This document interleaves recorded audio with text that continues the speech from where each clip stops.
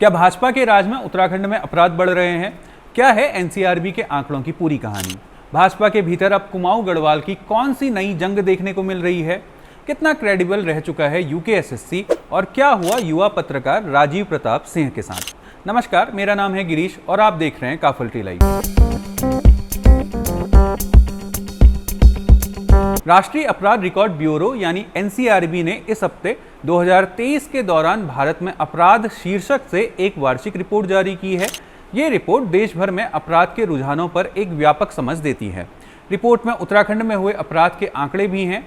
जैसे रिपोर्ट के अनुसार 2023 में उत्तराखंड में भारतीय दंड संहिता व विशेष एवं स्थानीय कानूनों के तहत कुल 34,017 अपराध दर्ज हुए हैं। अपराधों की ये संख्या 2022 में 34,607 और 2021 में 34,874 थी। इसका मतलब है 2022 के मुकाबले 2023 में दर्ज अपराधों में गिरावट हुई है। आंकड़ों में इस तरह की गिरावट आपको हत्या के मामलों में भी दिखेगी। 2022 में जो संख्या 187 थी वो 2023 में 183 हो गई है। महिलाओं के खिलाफ हुए अपराध जो 2021 में 3,431 और 2022 में 4,337 थे, उसमें इस साल 2022 के मुकाबले कमी देखी गई है।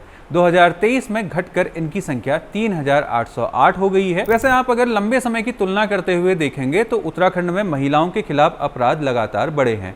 इस पर हम वीडियो में आगे बात करेंगे। फिलहाल 2023 में कुछ और आंकड़े ऐसे हैं जिन पर बात की जानी चाहिए। जैसे उत्तराखंड में 2023 में भ्रष्टाचार के 21 मामले दर्ज हुए, जो पिछले साल से ज़्यादा हैं।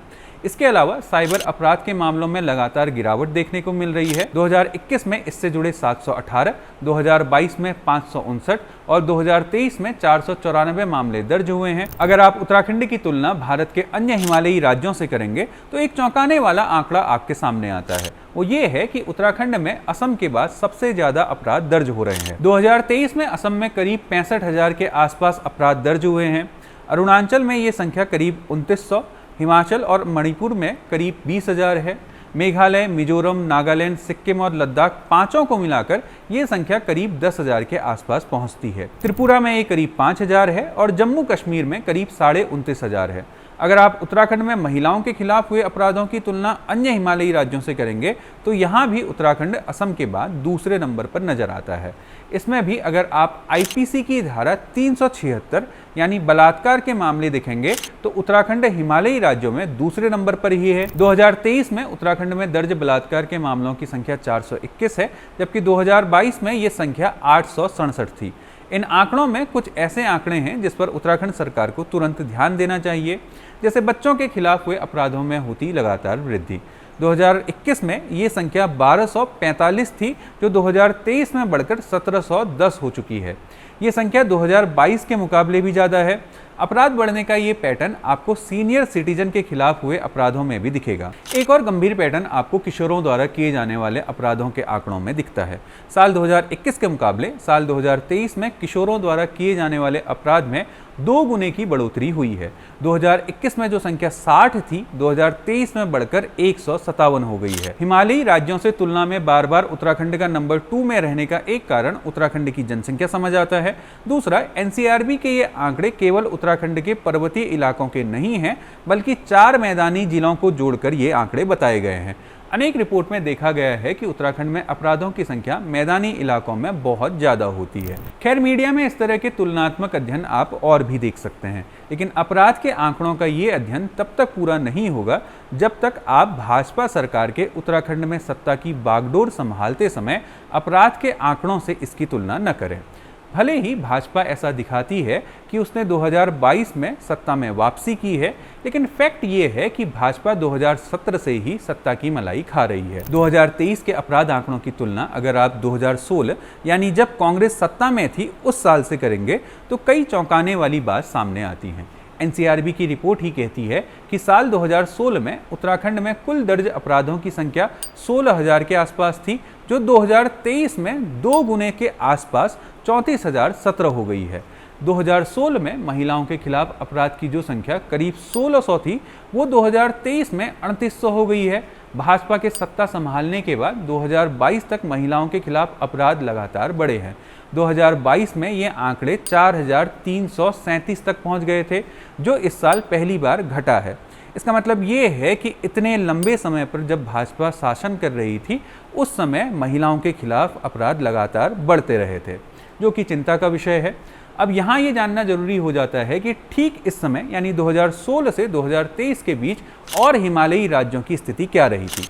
जैसे हिमाचल में 2016 में दर्ज कुल अपराध संख्या करीब 17,200 है, जो 2023 में ये 19,900 के करीब आ जाती है। इस दौरान अरुणाचल में कुल दर्ज अपराध 2700 से करीब 2900 होते हैं। मणिपुर में इस साल हिंसा का प्रभाव दिखता है, इसलिए 2023 में कुल दर्ज अपराध 20,223 हैं, जो 2022 और 2016 में करीब करीब 4,000 के आसपास थे। आंकड़े देखकर कहा जा सकता है कि मिजोरम, नागालैंड, सिक्किम या त्रिपुरा, कोई भी हिमालयी राज्य ले लें, किसी में भी इस दौरान दर्ज अपराधों की संख्या उत्तराखंड के जैसे 2 गुनी बढ़ती हुई नहीं दिखती है। महिलाओं के खिलाफ हुए अपराध में भी आपको यही चीज नजर आती है। जैसे उत्तराखंड के आंकड़े तो बड़े साफ साफ कहते हैं कि 2016 से 23 के बीच महिलाओं के खिलाफ हुए अपराध दोगुने हुए हैं, पर हिमाचल, त्रिपुरा, मिजोरम आदि हिमालयी राज्यों में ये संख्या इस तरह बढ़ी हुई नहीं दिखती है जैसे उत्तराखंड में देखने को मिलती है। आज भले ही भारतीय जनता पार्टी कहती रहे कि उसने अपराध में ऐसा किया वैसा किया, लेकिन आंकड़े उसके पक्ष में बिल्कुल नहीं है। कम से कम एनसीआरबी के आंकड़े तो उसके दावों से बिल्कुल मैच नहीं होते हैं। वैसे इन दिनों उत्तराखंड में भाजपा नेताओं के बयान भी एक दूसरे से बिल्कुल मैच नहीं हो रहे हैं। इस हफ्ते उत्तराखंड में युवाओं का जो बवाल हुआ, उसमें एक बार फिर भाजपा के भीतर की दरार साफ साफ देखने को मिल रही है। 2017 के बाद ऐसा पहली बार देखा गया है कि भाजपा के भीतर नेताओं ने राज्य सरकार के खिलाफ खुलकर बयानबाजी की है। खास बात यह है कि इस बार की बयानबाजी में कुमाऊं गढ़वाल वाला फैक्टर खूब रच कर दिख रहा है। इसे बेहद ही सामान्य भाषा में अगर कहा जाए तो कहा जा सकता है कि गढ़वाल के भाजपा नेता एक सुर में कुमाऊं मूल के मुख्यमंत्री का विरोध करते नजर आ रहे हैं। युवाओं के विरोध प्रदर्शन के दौरान त्रिवेंद्र सिंह रावत, मुन्ना सिंह चौहान जैसे नेताओं ने बातों बातों में मुख्यमंत्री पर निशाना साधा था।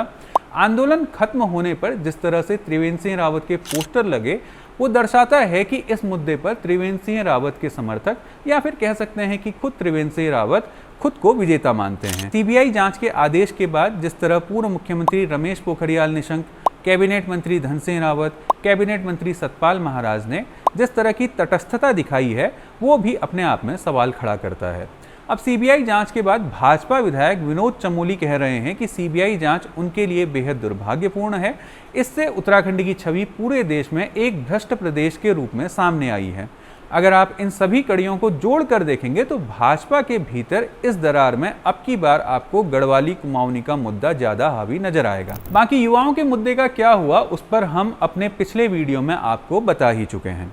फिलहाल युवाओं के भर्ती परीक्षा से जुड़ी खबर में आगे की खबर ये है कि उत्तराखंड अधीनस्थ चयन आयोग ने पिछले हफ्ते जो एग्जाम कैलेंडर जारी किया था, उसमें 5 अक्टूबर का पेपर फिलहाल तो कैंसिल हो गया है। उसके इस फैसले के बाद एक बार फिर यूकेएसएससी की क्रेडिबिलिटी पर सवाल उठ रहे हैं। राज्य सेवाओं में युवाओं को ग्रुप सी की नौकरी में भर्ती करने का जिम्मा जिस संस्थान को मिला था, वो आज युवाओं के लिए सबसे बड़ा सिरदर्द बना हुआ है। युवाओं का सड़क पर विरोध प्रदर्शन देखकर आयोग भर्ती का कैलेंडर निकाल देता है और युवाओं की मांग का समर्थन होता देखते ही परीक्षा कैंसिल कर देता है। ऐसे आयोग पर युवा कैसे विश्वास करें जो खुद इतना कंफ्यूज है।